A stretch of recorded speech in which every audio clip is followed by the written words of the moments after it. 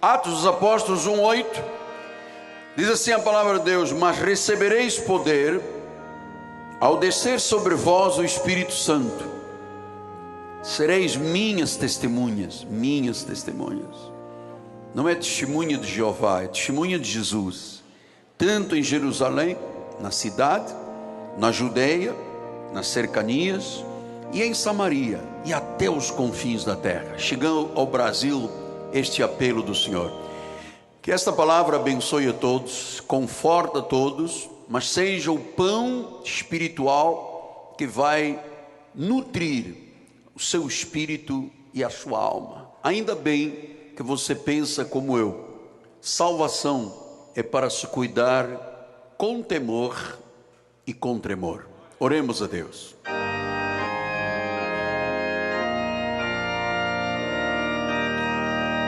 Senhor Jesus Cristo, temos agora 40 minutos para ouvir uma palavra que ecoará em nossos corações até a eternidade. A palavra não tem limites, é profética, ela tem desígnios que têm que se cumprir. Foi para isso que Deus deixou a palavra. A palavra é viva, é eficaz, é cortante, e ela nos fará entender o que é viver no centro da vontade de Deus. Revela-te ao ministério.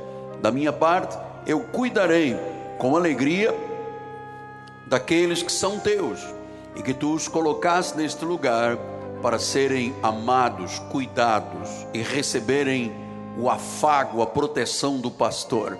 Oro com fé, em nome de Jesus, e o povo de Deus diga amém, amém e amém. Muito obrigado, meu bispo querido. Meus amados irmãos, minha família, santos preciosos, povo de Deus, noiva de Cristo, aqueles que são selo do meu apostolado, são meus filhinhos em Cristo, são parte da família de Deus aqui neste ministério Cristo Vive. Meus amados, foi o Senhor que nos deu a missão de evangelizar, de sermos testemunhas de uma obra que Ele já operou na nossa vida. Fomos reconciliados por Deus, foi o Senhor soberanamente que nos atraiu. Nós sabemos, conforme João diz 15, não fostes vós. Neste envolvimento de salvação, não há absolutamente nenhuma participação do ser humano. Estávamos mortos, Ele nos deu vida. Então, Deus nos reconciliou e nos regenerou. Ou seja, nós temos uma nova natureza. Nós somos um novo homem criado segundo Cristo. Não somos uma pessoa qualquer, uma carteira de identidade, um CPF. Nós somos um novo homem criado segundo Cristo. Chama-se a isto nascidos de novo, regenerados. Veja como é que Paulo diz em Tito 3, diz assim: nós também outrora éramos nécios, desobedientes, desgarrados, escravos de toda a sorte de paixões e prazer. Olha como é que era a nossa vida, hein, irmãos? Vivendo em malícia, inveja, odiosos, odiando uns aos outros. Quando, porém, se manifestou a benignidade de Deus, a bondade, a misericórdia, a soberania do nosso Salvador e o seu amor para com todos, não por obra de justiça praticadas por nós, mas segundo a sua misericórdia. Agora ouça, Ele nos salvou. Ele, não é livre-arbítrio, não foi o ser humano, Ele nos salvou mediante, agora esta obra que só Jesus podia fazer, mediante o lavar regenerador e renovador do Espírito Santo. Deus não aproveitou a velha natureza, Deus fez um novo homem. Ele não remendou na nossa vida com band-aid, fita durex, não. Ele fez de nós novas pessoas. Por isso, Ele nos deu esta missão de sermos testemunhas dEle. Vou usar, com a permissão do Espírito Santo, seria tanto no Rio de Janeiro, como no estado do Rio, como no Brasil e como no mundo. Esta é a nossa missão. E eu quero esta noite, ao dar este tema, nunca te deixes por vencido, mostrar à igreja que nesta missão de evangelizar, de compartilhar a fé, de anunciar Jesus, muitas vezes nós temos rejeições, muitas vezes nós temos dificuldades, muitas vezes nós temos até incompreensões. E você vai saber por quê. Por que às vezes você fala uma pessoa, fala e ela rejeita? Primeiro porque é lobo, naturalmente, não é? É cabrito, porque a ovelha ouve e segue. Mas isto às vezes faz a pessoa perder o ânimo de evangelizar, e nós não podemos perder esse ânimo. Mateus 10, 12 a 14, ele disse: ao entrardes na casa saudaia, se for com efeito uma casa for digna, venha sobre ela a vossa paz. Se porém não for, torne para vós outros a vossa paz. Se alguém não vos receber, nem ouvir as vossas palavras, ao sairdes daquela casa ou daquela cidade, sacudi o pó dos vossos pés. Versículo 16. Eis que eu vos envio como ovelhas para o meio de lobos. Sede, portanto, prudentes como as serpentes e simples como as pombas. Versículo 19 e 20. E quando vos entregarem, não cuideis de como ou como haveis de falar, porque naquela hora vos será concedido o que haveis de dizer, visto que não sois vós que falais. Olha a bênção de Deus. Mas o Espírito do vosso Pai é quem fala em vós. Versículo 32. Portanto, todo aquele que me confessar diante dos homens, eu vou confessá-lo diante do meu Pai que está nos céus. Mas aquele que me negar diante dos homens, eu o negarei diante do meu Pai que está nos céus. Então Deus fez aqui um acordo. Ele disse: olha, você é minha testemunha, você tem um chamado, e claro, você tem que entender que nós vivemos num mundo que não é exatamente um paraíso. O mundo jaz no maligno. Então ele disse: eu vou vos enviar para o meio de lobos. Quer dizer que nós temos que ter uma força espiritual muito grande. Temos que ser bem ensinados, bem equipados, porque nós somos ovelhas no meio de lobos. E a tendência da ovelha é ter medo do lobo. Mas eu te ensino exatamente o contrário. Porque quem Deus chama, Deus capacita, Deus protege. Os ministérios angelicais ministram em teu favor. Então, amado, entenda, você é uma ovelha que tem um chamado, que foi regenerado. O Espírito Santo fez uma obra tremenda na tua vida. Ninguém, nenhum sistema poderia fazer essa obra, e eu não posso aceitar que uma vida transformada, regenerada, que tem um chamado para ser um testemunho, fique apenas se contentando no banco da igreja, achando que é tudo. Então diz em João 10, 26, vós não credes, porque não sois minhas ovelhas. Há pessoas que nunca crerão, nunca, são semente da maldição. Mas diz o versículo 27, as minhas ovelhas ouvem a minha voz. Então aqui está o foco da nossa vida espiritual. É que nós não sabemos quem é ovelha e quem não é ovelha. Por quê, apóstolo? Porque existem muitas pessoas que são lobos e que estão numa pele de ovelha. E assim como existem ovelhas que têm atitudes de lobo, então você não sabe. Como é que então se identifica quem é ovelha e quem não é? Quando se faz ouvir a voz de Deus através dos nossos lábios. As minhas ovelhas ouvem a minha voz. Como é que vão ouvir a voz? A voz de Deus vem por aonde? Pela nossa voz. Pela voz de quem é regenerado. Pela voz de quem é salvo. Pela voz daquele que recebeu uma missão de Deus, ser testemunha. Então diz, as minhas ovelhas ouvem a minha voz. Quer dizer que há pessoas nesta terra, como nós sabemos na nossa própria vida, que tem um tímpano especial que chama-se tímpano de ovelha. Às vezes tem um pouquinho de cera, né? A gente tem que tirar um pouco da cera para a pessoa entender que ela é ovelha. Mas a ovelha tem que ouvir. E a Bíblia diz, eu conheço, elas me seguem. Depois ele diz no versículo 28, eu lhes dou a vida eterna. Jamais perecerão, ninguém as arrebatará da minha mão. Você entendeu o que é soberania de Deus? Você entendeu o que é predestinação? O que é a segurança da salvação? Uma vez ovelha, ovelha para sempre. Uma vez filho, filho para sempre. Depois ele diz no versículo 30, 29, porque aos que de antemão conheceu. Não, nós temos ainda aqui Romanos 29, 30, obrigado bispo. Porquanto aos que de antemão conheceu, também os predestinou, para serem conforme a imagem de seu filho, a fim de que ele seja o primogênito entre muitos irmãos.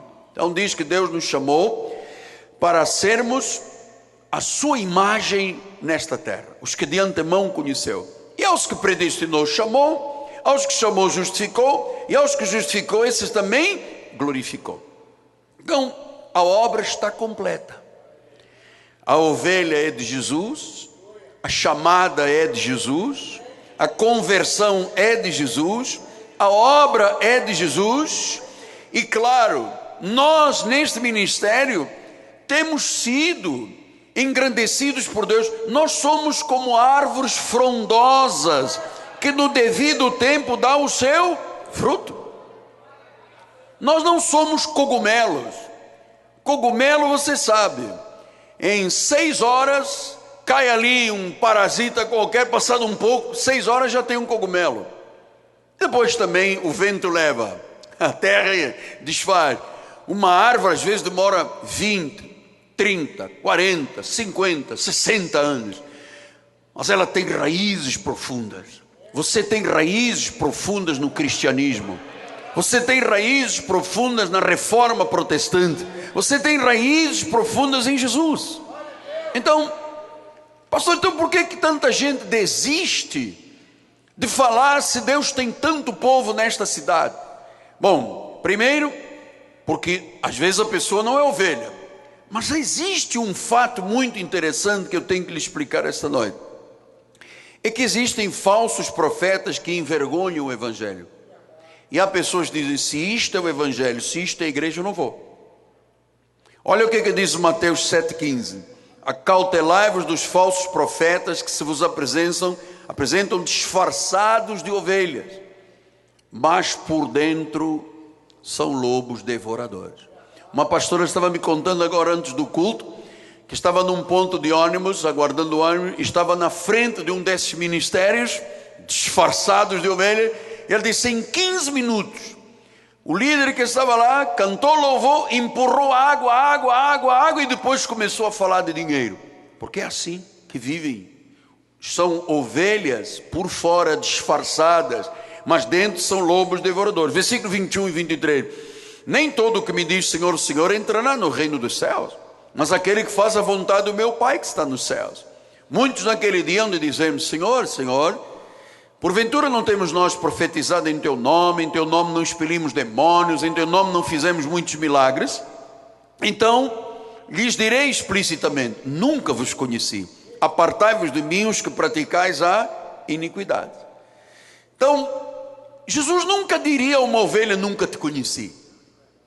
Se ele diz a pessoas, nunca te conheci, e a ovelha diz que ele conheceu antes da fundação do mundo, significa que a pessoa, quando ouve a palavra, se ela é ovelha, amado, ela pode estar num tremedal de lama, ela pode estar no fundo de um poço, ela pode estar metida com droga, com ocultismo, com o diabo puro.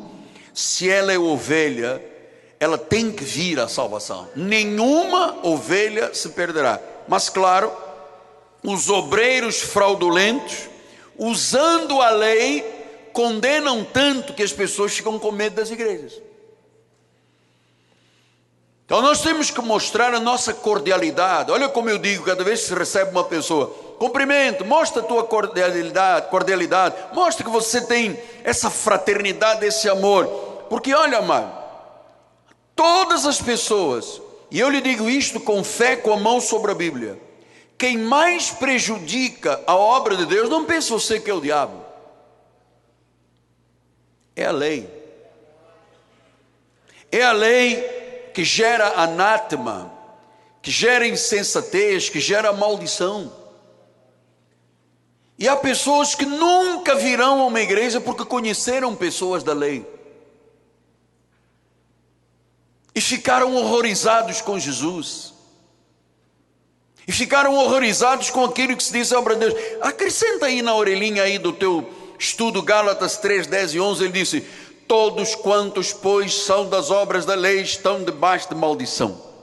Maldito todo aquele que não permanece nas coisas escritas no livro da lei para praticá-las. Versículo 11, é evidente que pela lei ninguém é justificado diante de Deus, porque o justo viverá por fé. Versículos 15 a 19, irmãos, falo como homem, ainda que uma aliança seja meramente humana, uma vez ratificada, ninguém revoga ou lhe acrescenta coisa alguma. Ora, as promessas foram feitas a Abraão e ao seu descendente, não diz aos descendentes como se falando de muitos, porém como de um só, e ao teu descendente, que é Cristo. E digo isto, uma aliança já anteriormente confirmada por Deus, a lei, que veio 430 anos depois, não pode abrogar de forma que venha a desfazer a promessa da graça que Deus deu a Abraão. Diz o versículo: porque se a herança provém da lei, não decorre de promessa, mas foi pela promessa que Deus concedeu gratuitamente a Abraão. Qual, pois, a razão de ser da lei? Foi adicionada por causa das transgressões, até que viesse o descendente a quem se fez a promessa, Cristo, e foi promulgada por meio de anjos pela mão de um mediador. Então o que a Bíblia está dizendo? Que a obra de Jesus está completa. Deus deu a graça a Abraão, 430 anos depois, por causa do pecado, Deus deu a lei, mas ele disse: a lei veio por causa do pecado, mas a lei não pode anular a promessa da graça. E todas as vezes que uma pessoa pratica a lei, os seus rudimentos, os seus jejuns, os seus batismos, as suas vigílias, ela anula a graça de Deus. Foi Paulo que disse: eu não anulo a graça de Deus. Eu não anulo a graça de Deus, porque se a justiça é segundo a lei, se é preciso batizar, se é preciso vigiliar, se é preciso lutar com o diabo, se é preciso fazer sacrifícios, Cristo morreu em vão. E o que a lei faz? A lei pega as pessoas que deveriam de estar vivendo a graça e as batiza, dizendo o seguinte: olha, o que Cristo fez na cruz foi tudo uma grande balela, uma grande mentira. Ele é um enganador, ele não levou pecados, ele não carregou maldição, ele não se fez maldição em nosso lugar. Agora aqui nesta piscina, nós vamos acabar com o pecado, que o mentiroso não acabou nada. É isso que fazem, chamam Jesus de mentiroso, porque anulam um pacto, entende, bispo? Que não pode ser anulado, não pode ser abrogado. A lei é um ministério de condenação e de morte. Então Paulo disse aos Colossenses, escreva aí também, Colossenses 2, 8, 12, 13 e 15 assim: cuidado que ninguém vos venha enredar com a sua filosofia, vãs sutilezas, conforme a tradição dos homens, os rudimentos do mundo, mas não segundo Cristo. Os batismos, os sacrifícios, as vigílias não são segundo Cristo, porque senão anularia a obra de Cristo. E é isso que a lei tem feito durante anos, amado. Foi por isso que em 1525 foi instituída a Reforma Protestante. Mas o único ministério que luta por estas verdades é o nosso. O resto está todo mundo batizando, negando a obra de Cristo, negando o perdão de pecados, e achando que é a água, achando que é o jejum, achando que o diabo está na igreja, porque não conhecem estas verdades. Então cuidado, diz o versículo número 12: tendo sido sepultados juntamente com ele no batismo, juntamente com ele. Quer dizer que quando Cristo foi batizado, você foi batizado. Quando ele foi batizado e foi sepultado, você foi sepultado com ele, no qual igualmente foste ressuscitado. Quando ele foi ressuscitado, nós ressuscitamos com ele, mediante a fé no poder de Deus que ressuscitou dentre os mortos. Então fomos sepultados juntamente com ele no batismo e fomos ressuscitados. Aqui não diz água, aqui não tem nada a ver, amado. Se fosse a água que limpasse, se a água na realidade limpasse pecados, o sangue de Jesus seria igual ao sangue de touros e de bodes, serviria para nada. E a obra da graça seria uma grande mentira. Não haveria nenhuma ressurreição, não haveria fé, esperança em nada. Então nós temos que entender o que diz versículos 13 a 15. E a vós outros que estáveis mortos. Pastor, mas eu nunca estive morto. Não, espiritualmente você está morto. Também você não estava lá na hora em que Jesus foi sepultado, mas a Bíblia diz que você estava lá. A fé nos mostra isso. Quando ele ressuscitou, você não estava lá, mas a Bíblia diz que você ressuscitou com ele. Estávamos mortos pelas transgressões e pela incircuncisão da vossa carne vos deu vida juntamente com ele, perdoando todos os... Não é circuncisão, circuncisão é lei, é pela incircuncisão da carne. Ele perdoou todos. Perdoou ou não perdoou? Amado, vamos definir isto. Perdoou ou não perdoou? Então não é a água é a lei para matar as pessoas. Você está entendendo? Perdoou todos os pecados.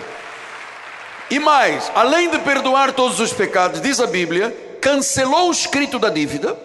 Está cancelado, não há mais dívida, que era contra vós, que constava de ordenanças. Aí estão os batismos, os jejuns e as vigílias. Isso aqui está cancelado, no qual nos era prejudicial. Veja, todas as vezes que se batiza uma pessoa nas águas, está se prejudicando a pessoa, está se negando a obra de Cristo, porque nós já fomos batizados com ele, morremos com ele e ressuscitamos. Pastor, então qual é o verdadeiro batismo? É o do Espírito Santo, é o selo de Deus. Diz o versículo número 14, bispo, 14.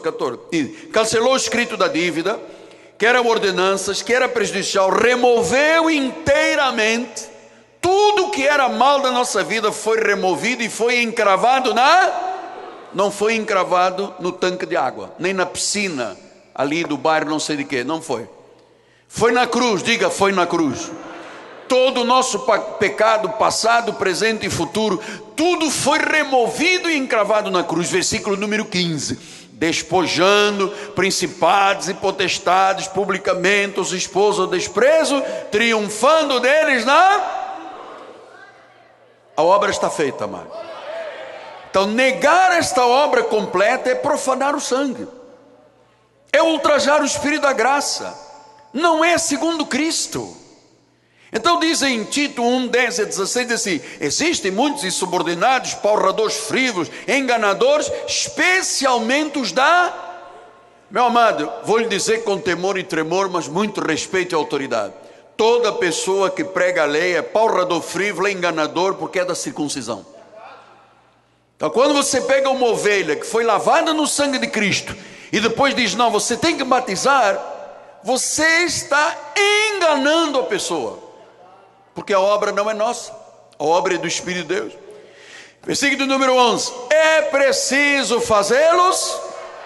Agora veja o que a lei faz: perverte casas inteiras, ensinando que não devem por torpe ganância. Toda pessoa envolvida com a lei está pervertida, está debaixo de maldição. Eu não teria coragem de batizar ninguém, porque eu estaria condenado, amado. O batismo é do Espírito, a regeneração é do Espírito, a água que lavou foi a palavra, a obra está completa. Por isso é que Tito 2:1 disse: é preciso fazer o que lá, tu porém, fala o que convém a quê? Sã doutrina. Não é falar da lei, é da sã doutrina, é o que convém. Então eu quero que você se sinta firme, seguro, por este pastorado, porque eu não tenho coragem de te enganar, nem de mercantilizar a tua vida, nem fazer negócios com a tua fé. Eu estou te instruindo segundo Cristo. Eu sou um teólogo reformista. Eu te mostro o que é o pacto da graça, o que é o pacto da lei, mostro que a lei está debaixo da maldição e a graça está debaixo da bênção. Ponto. O resto, cuidado que ninguém vos engane, não é segundo Cristo. Então, amado, veja que a lei faz coisas tremendas. Eu conheço gente que abre igreja roubando membros das outras igrejas. Você acha que isto aqui tem Deus no meio?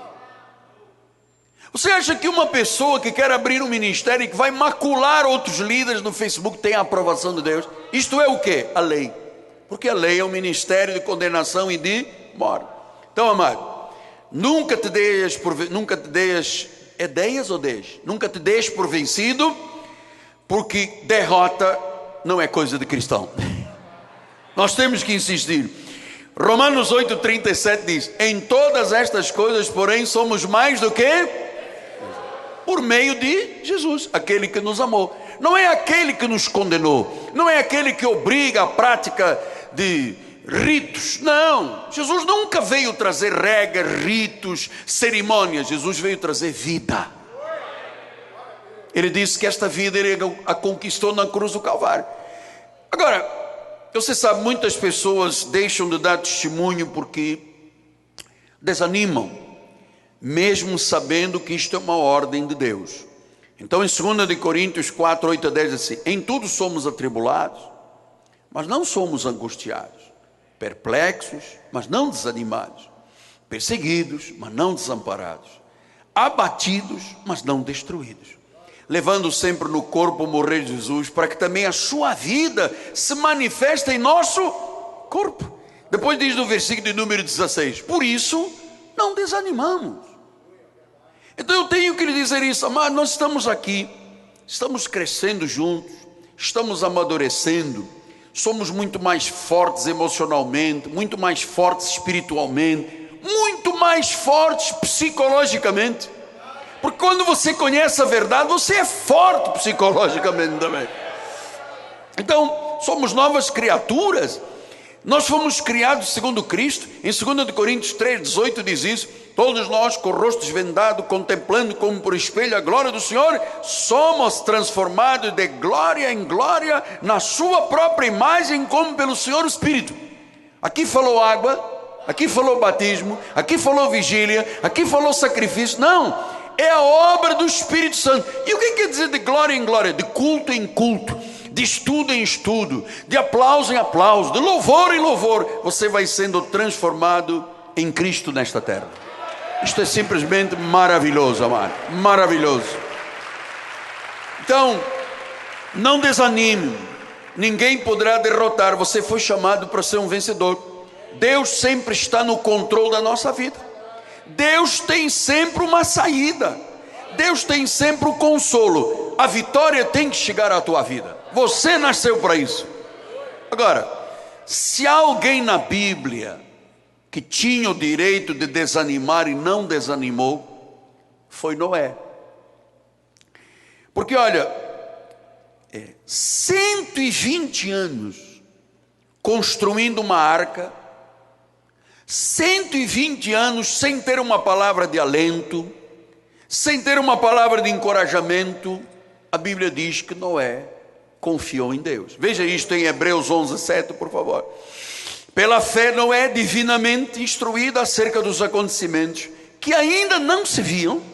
Ele não sabia o que era dilúvio, não sabia o que era chuva, não sabia o que era rio, água, mar, que ainda não se viam. Sendo um homem temente a Deus, aparelhou uma arca para a salvação da sua casa, pela qual condenou o mundo e se tornou herdeiro da justiça que vem da fé. Então, amados, diz que Deus instruiu Noé. Vamos ver isto em Gênesis 13, 14. Então disse Deus a Noé: resolveu dar cabo de toda a carne, porque a terra está cheia de violência dos homens. Eis que os farei perecer juntamente com a terra. Faze uma arca de tábua de cipestre, nela farás compartimentos, calafetarás com betume por dentro e por fora. Assim fez Noé, consoante tudo o que Deus lhe ordenara. Olha, amado, vamos imaginar aqui, Deus chama um homem com 480 anos e disse: você vai fazer uma arca, eu vou condenar o mundo, eu vou mandar um dilúvio. Diz que Noé fez uma arca, imagine mais ou menos as proporções, do tamanho do Maracanã, com 3 pavimentos, sem estrutura naval, sem engenharia, sem arquitetura, por instruções de Deus. Deixa eu dizer uma coisa, você está numa igreja que não tem nada de homem aqui. Tudo o que acontece nessa igreja é por instrução de Deus, é por orientação de Deus. Você está numa história de um profeta, assim como Deus levantou os profetas do passado, que Deus me trouxe lá da África, me deu instruções. Não adianta, ouça lá o Zé Esperto, não adianta tentar me macular, não. Esta igreja é de Deus. Este apostolado não é do homem, amado. O homem, isto passa, o homem é pó. Isto é Deus, isto é uma história. Eu confio em Deus. Eu confio em Deus. Então diz que Noé confiou em Deus. Não havia sinais, não havia água. Sabe quantos dias ele esteve trabalhando? 43.800 dias. No mesmo lugar, trabalhando. Não houve ninguém que lhe trouxesse uma boa notícia. Ninguém, certamente ainda muita gente passou por ele e disse: Noé é maluco, Noé não está com nada, Noé deve ter fumado crack, Noé, imagina o velhinho aí construindo uma arca. Ah, Noé, vai passear na beira da barra, vai beber água de coco, vai passear com o teu pastor alemão. 43.800 dias, nunca se rendeu. Diz em Gênesis 7,6, tinha Noé 600 anos de idade quando as águas do dilúvio inundaram a terra. 120 anos. Amado, não te rendas, não desista dos seus sonhos, não desista da tua família, não te entregues à doença, não te entregues ao que este mundo te abela, não te curves à lei é enganadora, a lei é mentirosa. Deus levantou a reforma protestante para condenar essa gente. Não desistas do teu casamento, não desistas da construção da tua casa, não desistas dos teus empreendimentos, do teu curso superior, da compra do teu carro. Amado, Deus está no controle. Deus já escreveu toda a tua vida vencedora. Não te rendas, não te deixes por vencido. Amado, não te rendas. Se é na evangelização, mas o meu marido já ouviu 10 vezes, vai ouvir 100. Mas eu já andei 1 milha, anda 2. Esse é o teu chamado. Mas a mais importante é nós estarmos dentro da vontade do Senhor. Fora da vontade de Deus não serve, amado. A vida não presta, você vai cair, você vai ladeira abaixo. Mas quando você está dentro da vontade de Deus, olha o que diz em 2 de Crônicas 16:9, porque quanto ao Senhor, seus olhos passam por toda a terra. Os olhos de Deus estão sobre a igreja esta noite. Deus sabe quem o trocou para ver o Neymar dar chute em bola, amado. Deus sabe. Deus sabe quem são as pessoas que prometem ser fiéis a Deus e não são fiéis de nada. Deus sabe. E diz que os olhos de Deus passam por toda a terra para mostrar-se forte com aqueles cujo coração é totalmente dele. Nisto procedeste loucamente, por isso desde agora haverá guerras contra ti. Todas as pessoas que lutam contra Deus é loucura, meu amado. É loucura. Quando a Bíblia diz honra pai e mãe, ponto. Você não tem que dizer eu só honro a minha mãe se ela, eu só honro meu pai se ele. Isto é coisa do demônio. O diabo quer ver filhos desonrando pais, pais desonrando filhos, gente maculando umas às outras. É por isso que a hora da evangelização é esta. Um povo que é luz, um povo que é sal, dando o seu testemunho, dando a sua cara ao tapa, falando aos vizinhos, falando. Amado, não desistas. Deus se faz forte na tua vida. Então Deus está buscando pessoas totalmente comprometidas com Ele. Os verdadeiros adoradores, comprometidos com a palavra, comprometidos com os planos de Deus, com os planos de evangelização. Deus só honra quem o honra.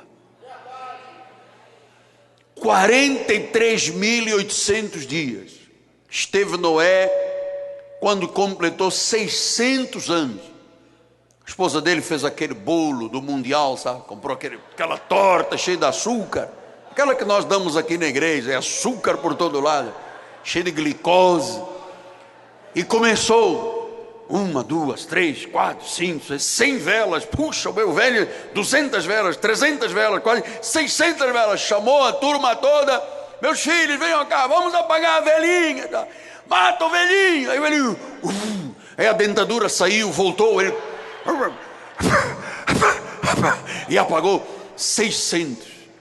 E de repente Deus disse: vai começar a chover. Ele colou a prótese com corega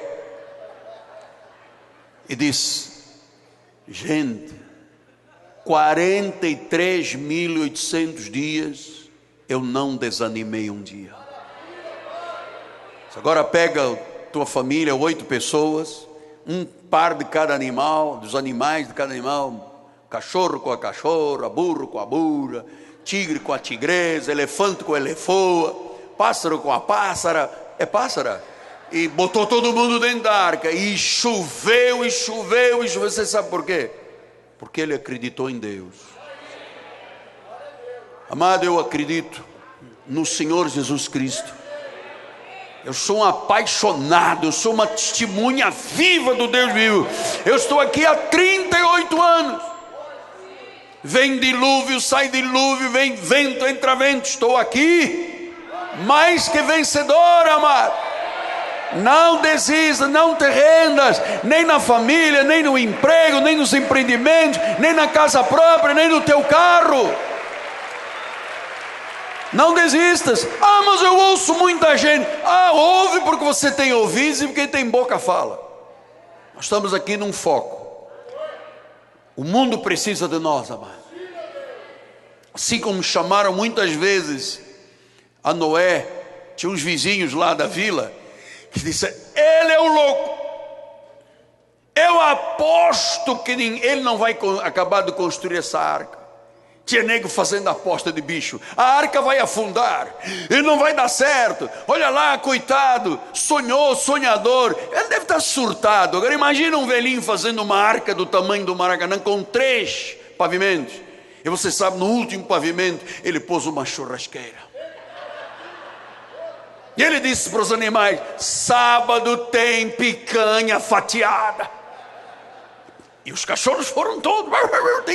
Tem negócio, vai ter picanha com sal. 43.800 dias até que começou a chover. Por que você quer desistir dos teus sonhos? Por que você quer desistir do sonho que Deus colocou no teu coração? Quando nós compramos este terreno, amado, começamos a obra, fomos descobrir que havia uma rocha gigante que vinha lá de cima até o meio aqui. Foi uma loucura. Tivemos 990 caminhões de pedra de mão, aquela gigante, explosões, cortadores. Passamos aqui 9 meses arrancando pé. Todo mundo dizia: não sei o que, vamos comprar outro, vamos ficar lá, desista. O que eu ouvi de gente me pedir que eu desistisse? Eu sou osso duro, eu não desisto, e eu vou continuar evangelizando o mundo com você. Por isso é que a diretoria da TBN disse: vamos oferecer o dobro da programação, porque esse homem tem uma palavra para o mundo. Chegou a nossa vez. E eu termino com Filipenses. Filipenses diz: irmãos, quanto a mim não julgo havê-lo alcançado, mas uma coisa eu faço, eu também, esquecendo-me das coisas que para trás ficam. Ontem foi ontem, não dá mais para ir lá atrás. Ontem foi ontem. Eu avanço para as que diante de mim estão. Vamos avançar, amados.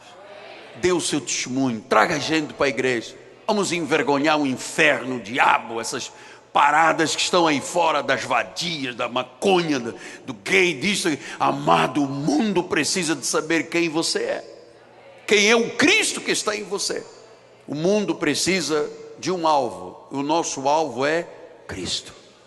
Não desista, Noé não desistiu. Foi Deus que falou, não dá para desistir. Não dá para desistir. A hora é esta. A hora é esta. Você nasceu para ser mais que vencedor. Assim seja, assim diz o Senhor.